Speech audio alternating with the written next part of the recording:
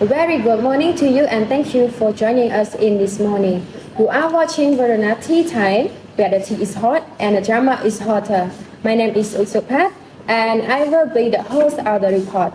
Today's topic we will bring several information which happened recently in Venice of Italy.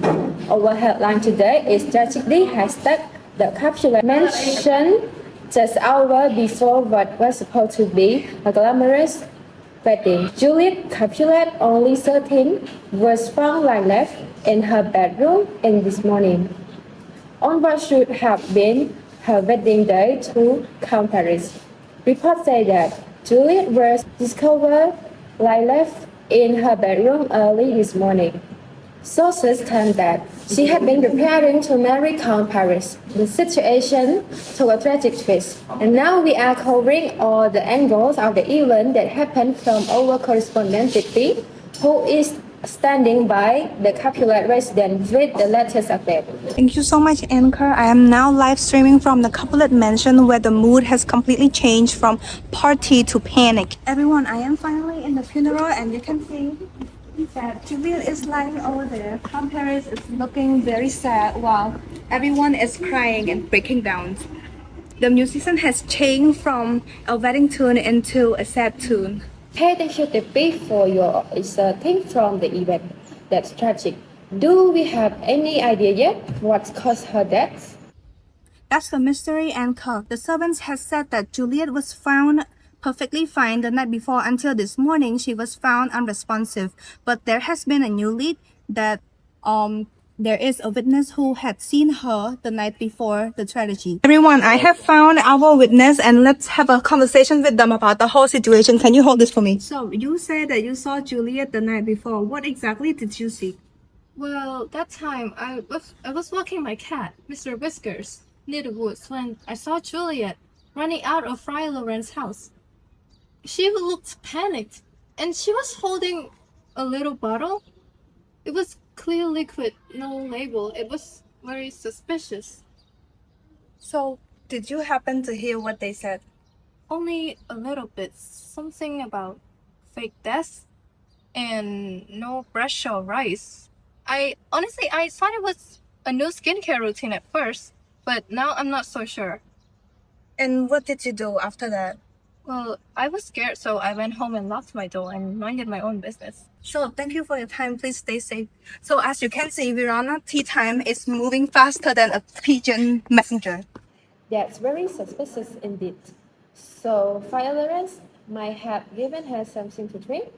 Has he made any statement yet? Not yet, Anchor. Friar Laurent is looking kind of guilty. And speaking of guilt, Count Paris, who is supposed to be Juliet's husband, is looking devastated. We are going to speak to him now. We found him over there. Wait. Count Paris, can we have a word with you? Thank you for speaking with us. How are you holding up with the current situation? What do you think? I came for a wedding, not a funeral. Now she's dead. I can't believe it. You saw her yesterday, is that correct? Yeah, at Flair Lauren's house.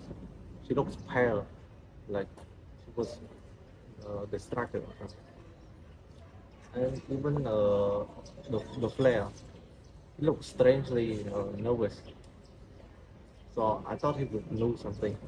Do you believe that Freya had something to do with her death? I'm not pointing fingers, but if he was related to the person the people talking about, this isn't a tragedy, it's a crime. Very strong word from Count Paris. Now, Tiffy, do we have any updates on Romeo's reaction? After all, he was secretly married to Juliet, wasn't he? Yes, Emperor, that is another layer of chaos. Romeo is still in Mantua and has not received a news about the Juliet's supposed death. And Friar Laurent has reportedly sent a letter to Romeo, but the letter has never arrived. However, we have just received a news from Balthasar, which is supposed to be Romeo's servant, that he has heard about the news and is going to find Romeo and tell him about the news. Wait, are you saying Balthasar is heading to Romeo right now? Yes, exactly, Anchor. Is that Balthasar? Balthasar, where are you going? I'm going to tell Romeo that Juliet is dead. Wait, actually, Juliet's not. Back to you, Anchor. I'm actually going after him. Well, that escalated quickly.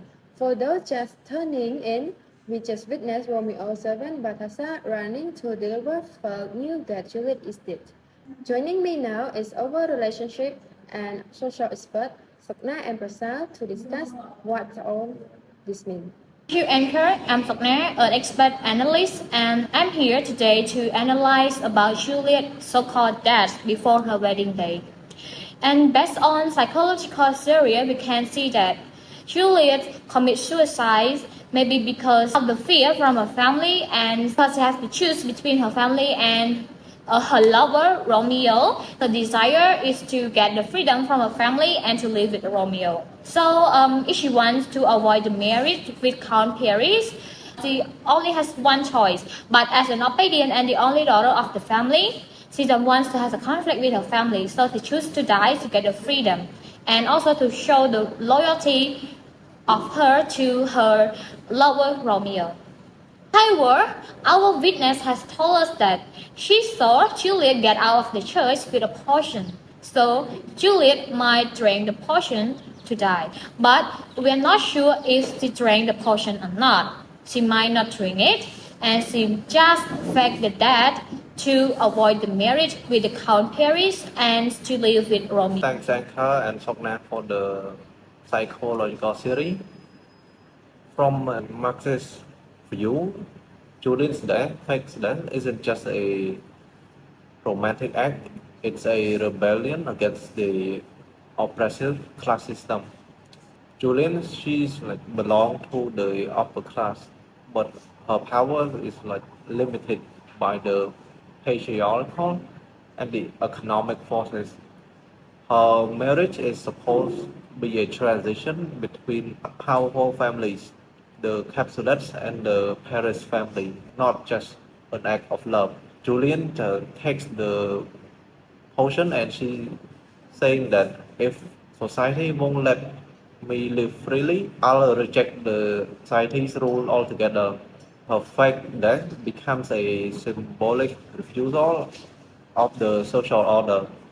She steps outside her assigned role as a daughter and commodity in a political marriage. From this view, that is the only way to gain the autonomy in a world where women are owned by the family. So, through a Marxist lens, Julian's act is both tragic and revolutionary, a desperate attempt to accept the capitalist patriarchal machinery that turns love into property and marriage into trade. That's pretty much all it. Thank you. Thank you, Prasad and Sapna, for sharing your analysis on psychoanalytic criticism and Marxist criticism for us. And this is all for today news. Thank you for choosing Brother Nat Tea Time and stay tuned for more hot tea and even horror drama. Thank you.